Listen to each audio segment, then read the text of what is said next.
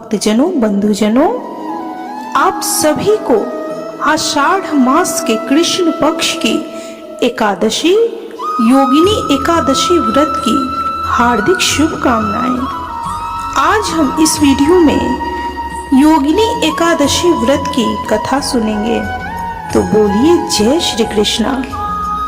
युधिष्ठिर ने पूछा, हे वासुदेव, आषाढ़ के कृष्ण पक्ष में जो एकादशी होती है उसका क्या नाम है? कृपया उसका वर्णन कीजिए।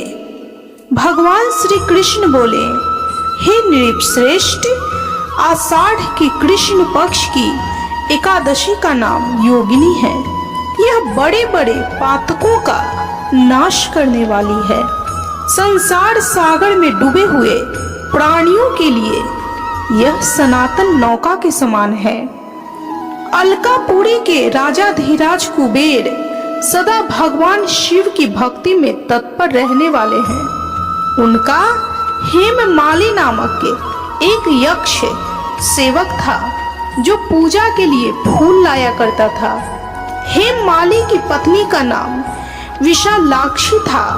वह यक्ष काम पास में आबद्ध होकर सदा अपनी पत्नी में आसक्त रहता था।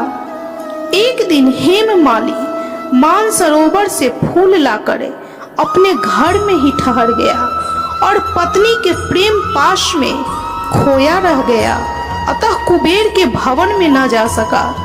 इधर कुबेर मंदिर में बैठकर शिव की पूजन कर रहे थे।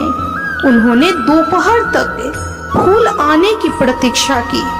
जब पूजा का समय व्यतीत हो गया तो यक्षराज ने कुपित होकर सेवकों से कहा, यक्षों, दुरात्मा हेममाली क्यों नहीं आ रहा है? यक्षों ने कहा, हे राजन, वह तो पत्नी की कामना में आसक्त हो घर में ही रमण कर रहा है।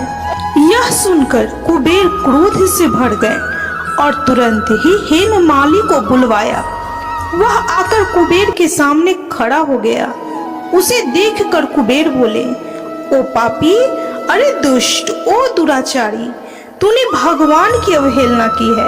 अतः क्रोध से युक्त और अपनी उस प्रियतमा से वियुक्त होकर इस स्थान से भ्रष्ट होकर अन्यत्र चला जा।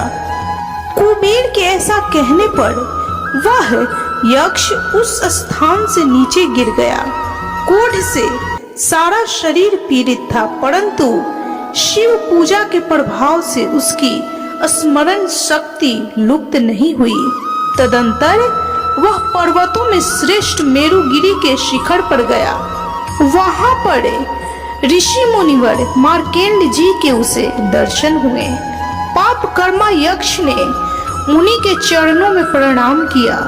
मुनिवर मार्केंड ने उसे भय से कांपते हुए देखा और कहा, तुझे क्रोध के रोग ने कैसे दबा लिया?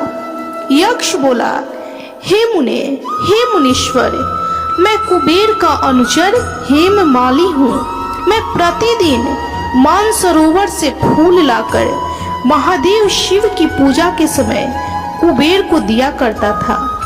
एक दिन पत्नी सहवास के सुख में फंस जाने के कारण मुझे समय का ज्ञान ही नहीं रहा। अतः राजा धीराज कुबेर ने कुपित होकर मुझे श्राप दे दिया, जिससे मैं क्रोध से आक्रांत होकर अपनी प्रियतमा से बिछुड़ गया। मुनि श्रेष्ठ, संतों का चित्त स्वभावतः परोपकार में लगा रहता है।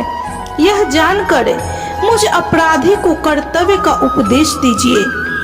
श्री मार्केंड जी ने कहा, तुमने यह सच्ची बात कही है, इसलिए मैं तुम्हें कल्याणप्रद व्रत का उपदेश करता हूँ। तुम आषाढ़ मास के कृष्ण पक्ष की एकादशी योगिनी एकादशी का व्रत करो।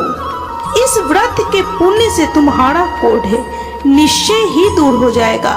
भगवान श्री कृष्ण कहते हैं, हे राजन, मार्केंड जी के उपदेश से उसने योगिनी एकादशी का व्रत किया, जिससे उसके शरीर का क्रोध दूर हो गया। उस उत्तम व्रत का अनुष्ठान करने पर वह पूर्ण सुखी हो गया। नृपश्रेष्ठ, यह योगिनी एकादशी व्रत ऐसा पुण्यशाली है कि 88,000 ब्राह्मणों को भोजन कराने से जो फल मिलता है, वही फल योगिनी एकादशी का व्रत करने वाले मनुष्यों को मिलता है। योगिनी महान पापों को शांत करने वाली और महान पुण्य फल देने वाली है। इस महात्म्य के पढ़ने और सुनने से मनुष्य सब पापों से मुक्त हो जाता है। व्यक्ति को पूजा आदि धर्म कार्यों में आलस्य या प्रमाद नहीं करना चाहिए, बल्कि मन को संयम में रखकर सदैव ईश्वर की सेवा में तत्पर रहना चाहिए। इस कलयुग में कोढ़ जैसे रोग से मुक्त होने के लिए मनुष्य को योगिनी एकादशी का व्रत श्रद्धा पूर्वक करना चाहिए। इस प्रकार योगिनी एकादशी व्रत की यह कथा संपन्न हुई। तो बोलिए भगवान श्री हरि विष्णु की जय, माता तुलसी की जय, माता लक्ष्मी की जय, समस्त देवी देवताओं की जय। भक्तजनों, बंधुजनों, आषाढ़ मास के कृष्ण पक्ष की योगिनी एकादशी की यह कथा संपूर्ण हुई। यदि आपको यह कथा अच्छी लगी हो तो प्लीज वीडियो को लाइक कीजिए। चैनल पे यदि नए हैं तो कृपया चैनल को सब्सक्राइब कर बेल आइकन को प्रेस करना बिल्कुल भी ना भूलें और कमेंट में जय श्री कृष्णा अवश्य लिखें।